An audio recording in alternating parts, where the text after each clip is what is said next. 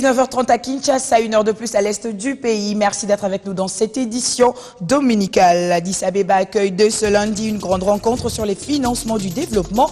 Les chefs d'État et les ministres des Finances sont attendus à ces assises qui vont se clôturer le 16 juillet prochain. Bientôt, les nouvelles provinces décentralisées seront mises en place. Le processus a déjà été enclenché pour les découpages territoriaux. Évariste Bochab rassure que le gouvernement s'attelle pour que l'effectivité de l'éclatement du pays s'efface dans le délai. Et puis, les Léopards Junior Dames de la RDC ont battu les Warriors de la Namibie sur un score de 4-0 au stade Père Raphaël de la Kétul dans le cadre de la manche allée du 12e éliminatoire de mondial de la Nouvelle-Guinée Papouasie 2016.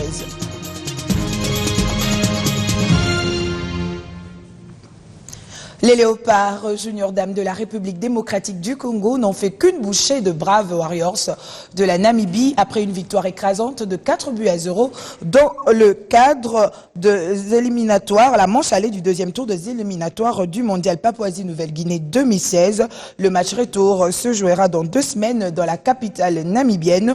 Les buts du côté congolais ont été inscrits par Moadi qui a réalisé un doublé et Bouendoua et Mawete ont scoré à une réponse chacune et nous allons donc attendre ce match retour dans 2 semaines. Continuez à rire de ce qui nous faisait rire ensemble et continuez à penser de moi comme vous le saviez. Ces mots ne sont pas de moi, ces mots profonds et remplis d'émotions sont plutôt ceux laissés par Jeannette Bombolé, la défunte épouse du grand mécène congolais et ex-candidat à la présidentielle de 2011, Adam Bombolé. La défunte a été portée en terre ce dimanche à la nécropole entre terre et ciel dans la commune de Lantsele. Cédric Ebondo et Taylor Chibaya nous font revivre ses funérailles. L'harmonie la plus douce est le son de la voix de celle qu'on aime. Dans ses cercueils s'endort d'un sommeil éternel Jeannette Bombolé. Sa beauté, sa sympathie et sa générosité lui ont valu des dédicaces, notamment dans plusieurs chansons d'artistes musiciens.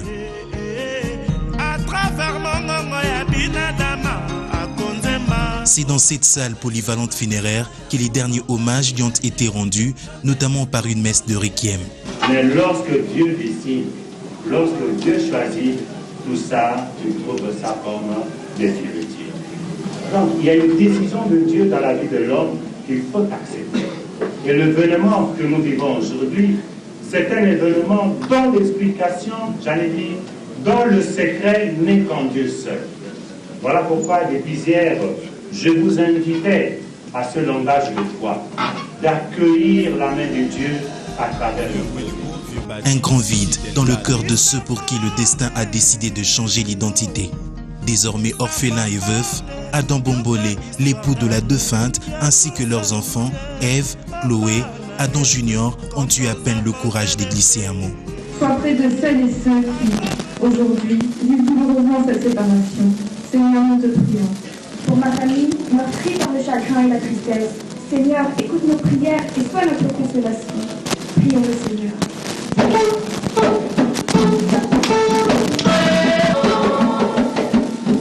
Pour notre maman, Jeannette, femme vertueuse, au cœur rempli d'amour, pour son prochain que tu as rappelé auprès de toi, Seigneur, écoute nos prières. Quelques heures avant l'inhumation pour la nécropole entre ciel et terre, l'émotion était immense. L'on pouvait lire sur les visages combien la pilule est amère.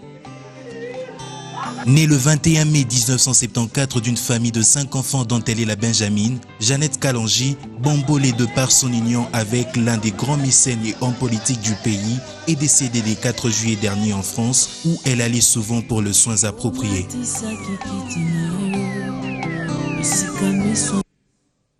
Que la terre de nos ancêtres lui soit douce et légère et que son âme repose en paix.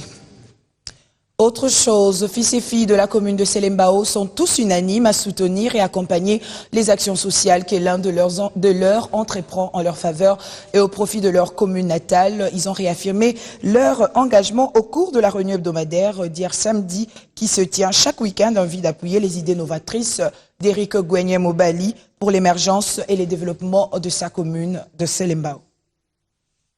C'est pour une politique de proximité que ces femmes, hommes et jeunes, tous natifs de la commune de Selembao, se réunissent tous les samedis en vue de réitérer leur engagement et accompagnement aux actions sociales entreprises par Eric Beignet, également fils de la contrée.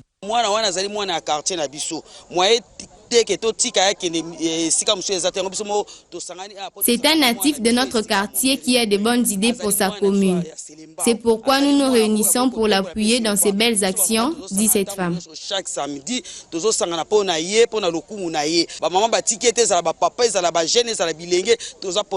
des moments de communion qui permettent de cerner les besoins pressants qui s'imposent dans le chef de ses habitants. Donc, Boakango et comment le cola soki, tout ça, soki na mboka, soki wapi. Ataku tu na mboka, c'est ça la rabouité.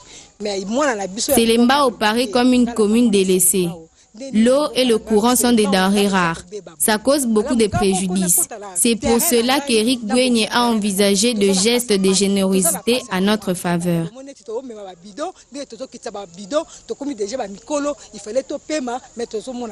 Mais moi, la biso habite ma maman.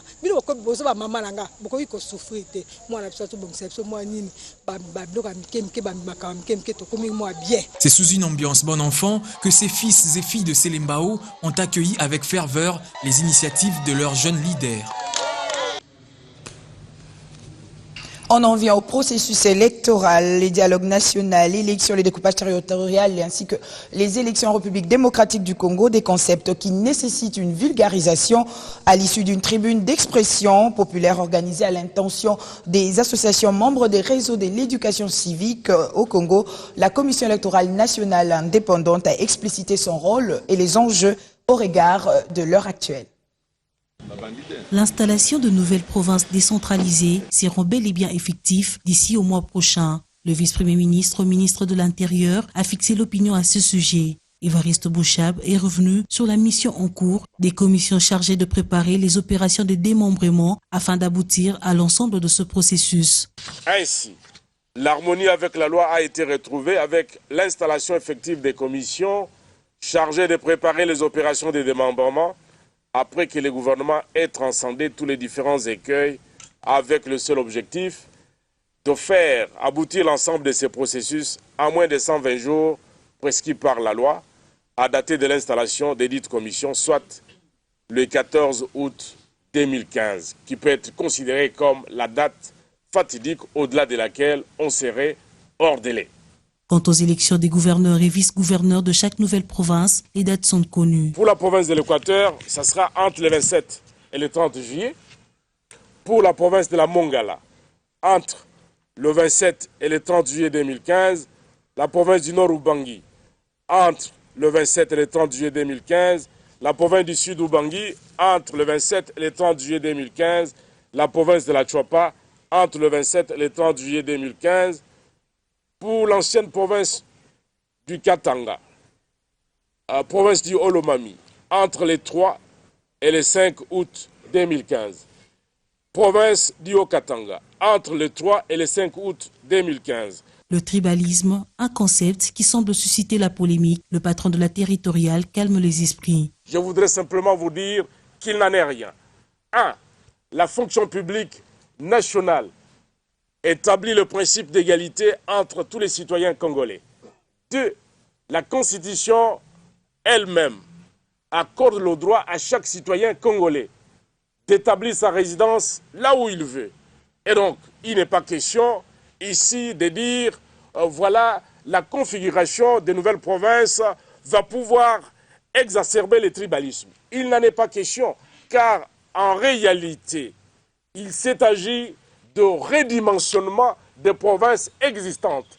Qu'est-ce qui a changé? Rien du tout. Ce qui a changé, c'est simplement la dimension des provinces. On le voudrait à visage humain. Face à la presse tant nationale qu'internationale, le vice-premier ministre affirme que la mise en place de nouvelles provinces est une option politique et que le retard enregistré dans sa mise en œuvre est dû à quelques impératifs sécuritaires. Vous veniez donc là de suivre le point de presse du vice-premier ministre et ministre de l'Intérieur, Évariste Boshab. Il parlait de la vitesse supérieure à laquelle le gouvernement s'emploie pour la mise en place de nouvelles provinces. Une commission spéciale a d'ailleurs été mise en place pour cette fin et elle travaille d'arrache-pied en dépit de quelques difficultés rencontrées sur le terrain pour que soit effectif d'ici le mois prochain l'installation des nouvelles provinces décentralisées. Je disais élection, dialogue national, découpage territorial en République démocratique du Congo, des concepts qui nécessitent une vulgarisation à l'issue d'une tribune d'expression populaire organisée à l'intention des associations membres de la société civile. La Commission électorale nationale indépendante a explicité son rôle et les enjeux au regard de l'heure actuelle.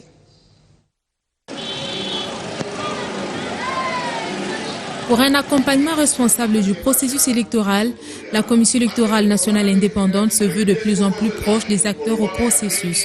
Une politique de proximité bien maximisée aussi à travers les tribunes d'expression populaire. Ce mercredi, le conseiller principal en charge de la communication de la centrale électorale a échangé avec les membres des associations du réseau d'éducation civique au Congo sur les enjeux des élections en RDC. Une communication électorale et civique avec la cible en vue d'un développement pacifique. Tout citoyen qui se sent vraiment dans sa nation est condamné à voter. Alors, cette éducation de l'enfant à partir de 18 ans doit se prendre déjà en charge. Savoir que je suis un citoyen de mon pays, je dois faire face parce qu'avec un bulletin de vote d'un citoyen, ça fait nombre, ça fait un choix de celui qui peut diriger, de celui qui peut diriger la nation. Un contact direct avec la population grâce à la collaboration du RECIC, un partenaire aussi important de la Commission électorale nationale indépendante pour la crédibilisation des scrutins conditionnés par l'implication de tous les acteurs. Nous faisons un effort pour mettre en contact direct, pour favoriser ce dialogue interactif entre la CENI et la population, pour que la CENI comprenne ce que veut la population, des recommandations de la population, ce que la population pense de la CENI, et à la CENI de dire à la population qu'est-ce qu'elle est en train de préparer, comment est-ce qu'elle va orienter, comment est-ce qu'elle va prendre en compte des préoccupations de la population afin que le processus soit vraiment un processus apaisé. Le dialogue national, le découpage territorial, des termes désormais familiers qui font aussi objet des débats. C'est un facteur important pour l'aboutissement à des élections crédibles. L'observation et l'éducation électorale, deux éléments qui font le credo du projet de renforcement des capacités des organisations de la société civile congolaise en observation citoyenne des élections prochaines en République démocratique du Congo, lancé par la mission d'observation européenne des élections. Un vaste projet qui coïncide avec les objectifs fondamentaux de la Commission électorale nationale indépendante qui s'est résolue de faire de l'observation électorale une de ses priorités. Ce projet appuyé par la mission d'observation de l'Union européenne en vue d'outiller ses acteurs sur leur rôle à jouer dans ce cycle électoral en RDC. On écoute à ces sujets Jean-Michel Dumont, ambassadeur de l'Union européenne en RDC. La société civile a un rôle à jouer particulièrement pour l'observation des élections, et ce, un double titre. D'une part, c'est une garantie pour la crédibilité des élections, parce que si il y a un réseau autre que celui des autorités gouvernementales qui proclament des résultats, ceci est évidemment de nature à rassurer tous les citoyens sur la crédibilité de ce processus électoral. Il y a un deuxième avantage qui est très important, qui est le caractère pacifique de l'élection, parce que très souvent les élections sont polarisées, parfois suivant des bases communautaires, et donc les citoyens voient le résultat des élections dans leur commune, dans leur région, et se disent, tiens, notre candidat, il a obtenu un très bon résultat ici, on nous dit qu'il est battu au plan national. Bon. Et ils s'étonnent. Et donc, ceci est de nature souvent à déclencher des troubles. Et donc, il est important que s'il y a une confirmation qu'effectivement tel candidat a gagné à tel endroit mais a perdu nationalement, ça va immédiatement calmer les esprits, ça va contribuer donc à assurer le caractère pacifique du processus. Donc c'est pour ça que c'est très important. Alors ce qui est important, c'est que cette participation des organisations de la société civile au processus électoral se fasse suivant des critères tout à fait clairs, c'est-à-dire il faut que ce soit professionnel. Et donc c'est la raison pour laquelle nous lançons un programme qui va s'étaler sur une longue durée et qui permettra donc de préparer de façon très professionnelle donc toutes ces organisations à l'observation du processus électoral. Et toujours dans ce chapitre consacré aux élections, les femmes candidates affûtent déjà leurs armes à travers le renforcement de leurs capacités. Elles ont été plus de 100 participantes à prendre part lundi au séminaire de 2 jours axé sur la compréhension des résultats des élections en République démocratique du Congo. Les détails avec Christian Elongo. Un séminaire de 2 jours qui a comme objectif non seulement de conscientiser, de sensibiliser et d'informer la participante à la campagne électorale, les modes de scrutin et la sécurisation des élections pour un résultat incontesté, mais aussi et surtout d'améliorer la participation politique de la femme, stimuler son engagement politique et sa détermination à participer à la gestion de la chose publique. L'exécutif provincial, je l'ai dit plus haut, a engagé ce processus de renforcement des capacités de la femme en matière politique avec l'appui de notre précieux partenaire. J'ai cité la Fondation Konrad Adenauer depuis l'année 2008 jusqu'à ce jour. Sans relâche, les séminaires ont été organisés, des ateliers ont été tenus, des personnalités de tout genre sont passées pour partager avec nous leur savoir-faire et leur expérience avec comme objectif majeur améliorer la participation politique de la femme à la question de la res publica. Alors, une seule question se pose à cet effet: comment préparer, structurer et gagner une élection? C'est d'abord d'avoir une stratégie, de réfléchir ce qu'on va dire aux citoyens, c'est ensuite d'être crédible parce qu'on développe son programme politique ensemble avec les citoyens, qu'on fait pas que parler ou écouter, mais aussi répondre, parler avec eux et développer le programme politique pour lequel on veut être élu. Il faut travailler avec son équipe, il faut les bien informer, il faut travailler avec les militants. J'ai essayé de donner quelques conseils comment on prépare cette campagne et après, quand on a un peu de chance, on est élu et on peut travailler pour son électorat. Ce séminaire a été organisé par le ministère provincial de l'Éducation, Environnement, Communication et Genre avec l'appui de la Fondation Konrad Adenauer, le nom de l'ancien chancelier allemand. Longtemps vers la mise en œuvre du pacte de Nairobi, une commission mixte devra se rendre très bientôt en Ouganda et au Rwanda. Les parties intervenantes dans la mise en œuvre de l'accord de Nairobi se sont rencontrées cette semaine au siège du mécanisme national de suivi. Une rencontre de grande envergure qui s'est tenue au siège du mécanisme national de suivi et a permis aux différents acteurs d'avoir une compréhension commune sur ce qui a été déjà fait, mais aussi ce qui reste encore à faire pour la mise en œuvre de cet accord. Clôturer une fois pour toutes le dossier M23, tel est le souci majeur qui a réuni ce lundi toutes les parties prenantes de l'accord de Nairobi. Le coordonnateur du mécanisme national de suivi qui a présidé la réunion fixe ici l'opinion. Nous avons, à la réunion d'aujourd'hui, démontré aux garants que sont l'Union africaine, les Nations unies, M. Djenit était ici, la CIRGL, nous avons donc démontré devant eux que la République démocratique du Congo a accompli ce qui lui incombait comme tâche.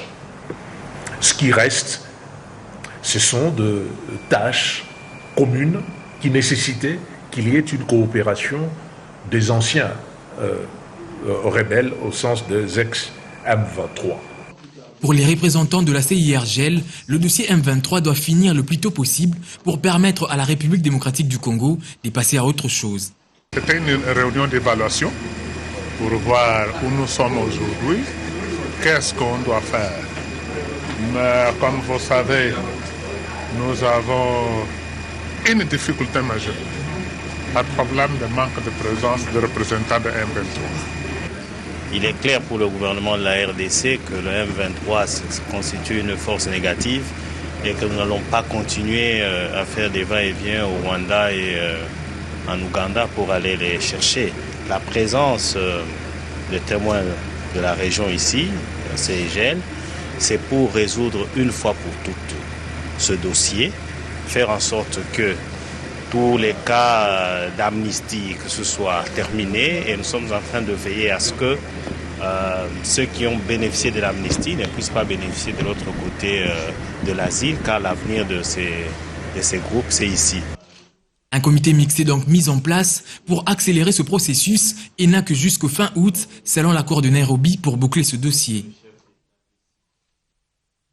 La conférence hebdomadaire de la MONUSCO de mercredi avait 2 sujets à l'ordre du jour, la délocalisation des anciens combattants du camp de Kotakoli de la province de l'Équateur à Kamina dans le Katanga. Autre sujet, les préparatifs de la journée mondiale de population.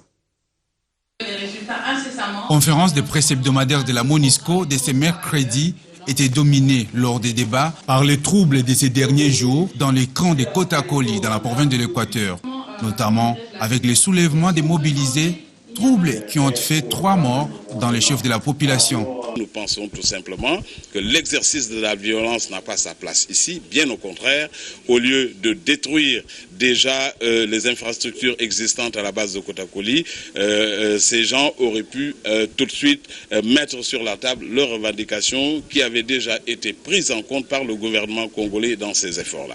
Selon les porte-paroles de la MONUSCO, son institution reste mobilisée à appuyer le gouvernement congolais dans ses efforts pour la démobilisation des anciens combattants, d'après la résolution 2211.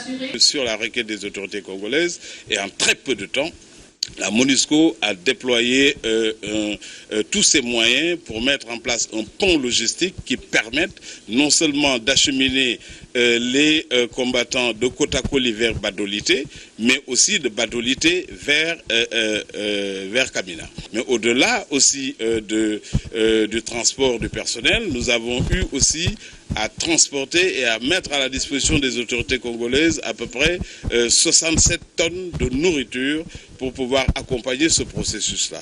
Mais au-delà de cela aussi, nous avons mis en place des tentes pour permettre d'héberger convenablement ces gens-là. Autre actualité, c'est la journée mondiale de la population qui sera célébrée le 11 juillet prochain, occasion pour la représentante de l'UNFPA en RDC de revenir sur les défis à relever. Cette année, la thématique, ce sont les populations vulnérables en situation d'urgence. J'aimerais peut-être focaliser juste sur le point 3, qui est le renforcement de la capacité des populations à avoir une bonne résilience dans les cas difficiles. Je crois que la résilience est vraiment la chose la plus importante pour ces populations. Mais comment l'obtient-on? Comment y arrive-t-on? Ça, c'est la véritable question. Et lors des journées de population ou toute autre journée des Nations Unies, on doit nous assurer que les actions que nous prenons au niveau du pays tendent vers cela. Le porte-parole militaire AI de la MONUSCO, lui, est revenu sur la mobilisation de tous pour un retour définitif de la paix en RDC. Et sachez que le Premier ministre revenait d'une mission au Maniema où il a procédé à la remise officielle de 42 écoles construites par le gouvernement. La cérémonie qui a eu lieu à l'école primaire Tchomba a connu la participation des officiels de la province, dont le gouverneur Pascal Tutu Salomou, le ministre de l'enseignement primaire secondaire et de l'initiation à la nouvelle citoyenneté Makarmangofam.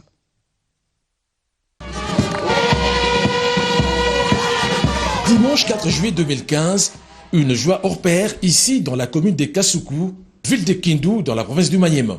La population vient de bénéficier des bâtiments flambant neufs respectant les normes de l'architecture scolaire. Ils permettront désormais aux élèves, notamment de l'école primaire Tchomba, d'étudier dans de bonnes conditions. Ainsi, la coupure du ruban symbolique par le Premier ministre de la République démocratique du Congo, Matata Ponyo Mapon, s'inscrit dans le cadre de la remise officielle de 42 nouvelles écoles du Maniema, dont 10 à Kindu. Elles sont totalement construites grâce au financement du Trésor public et à l'expertise du BCECO, Bureau central de coordination. C'est le fruit de l'ambitieux programme du chef de l'État Joseph Kabila Kabange, dont l'objectif est de réduire le taux de la déperdition scolaire et de rendre accessible à tous l'éducation en dotant la République démocratique du Congo des milliers d'écoles. Confirmation du ministre de l'enseignement primaire, secondaire et de l'initiation à la nouvelle citoyenneté, Maker Mwangu Famba. Ce vaste programme concernant 1000 écoles, décidé par le président de la République, son Excellence Joseph Kabila Kabange, chef de l'État, à qui je rends un hommage déférent, et matérialisé par son Excellence Monsieur le Premier ministre, l'atteinte des objectifs de l'émergence de la République démocratique du Congo à l'horizon 2030 n'est possible que si nous accordons dès à présent une attention particulière au capital humain de qualité. Le gouverneur du Maniema, Pascal Tutu Saloumou, le président de l'Assemblée provinciale et les élus du peuple congolais y ont pris part active à la satisfaction de la population, surtout qu'elle bénéficie de 6 salles de classe, d'un bureau pour la direction et des latrines à la faveur de 42 écoles bénéficiaires de la première phase.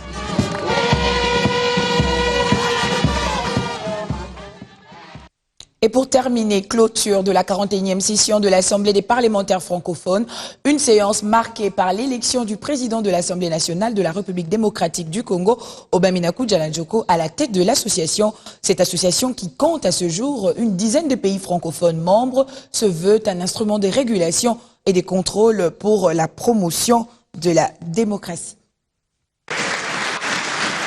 Dans son discours, le nouveau président de l'APF a affirmé sa détermination pour l'œuvre axée essentiellement sur les rayonnements de la francophonie dans le monde, mais également la redynamisation de l'action des parlements de jeunes.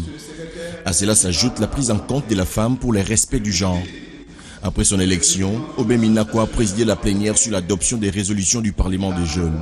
En février 1966, de l'idée de réunir dans une association interparlementaire les parlements de tous les pays où l'on parle le français. Tout doit être mis en œuvre, notamment pour obtenir une implication plus active des sections dans la réalisation des objectifs de l'APF. Hier déjà, au cours de la cérémonie d'ouverture, la secrétaire générale de l'Organisation internationale de la francophonie, Michel Jean, a condamné la recrudescence du mouvement terroriste dans le monde et a même demandé aux parlementaires francophones de produire des lois nécessaires pour lutter contre ces fléaux du temps moderne. De l'autre côté, le ministre fédéral en charge des affaires étrangères suisse s'est beaucoup plus attardé sur les perspectives diplomatiques et au même moment affirmé le soutien de son pays dans la résolution des différentes crises, et il promet aussi un soutien indéfectible aux Africains, et ce, dans plusieurs domaines. Les Congolais, Obaminaku a à la tête de l'APF plusieurs défis à relever et il peut compter pour ce faire sur la vice-présidence qui est assurée par 6 personnalités dont Guillaume Soro, l'actuel président de l'Assemblée nationale de la Côte d'Ivoire. Le poste de chargé des missions Afrique revient à la RDC et est assuré par Christophe Lutundula, un autre Congolais porte-parole de la Commission éducation et affaires culturelles, c'est au CACO. La 42e session de l'Assemblée parlementaire francophone sera organisée pour cette fois à Madagascar. Un reportage de nos confrères de la presse parlementaire. Merci de votre fidélité renouvelée. Plus d'actualités au www.bon-com. Vous nous avez suivis de partout à travers le monde. Excellente suite de programmes sur les ondes de votre chaîne de l'excellence de la simplicité. À bientôt.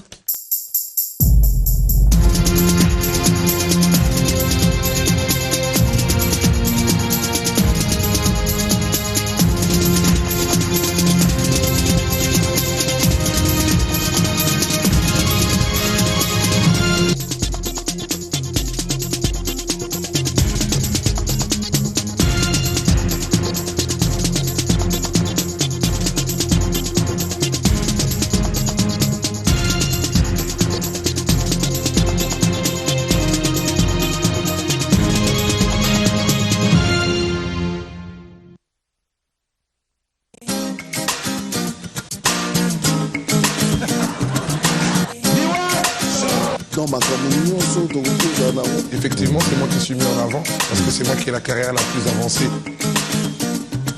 J'ai annoncé qu'on parlait de la célébration. Au-delà de ce que vous donnez aux Chinois sur place, il y a eu un impact.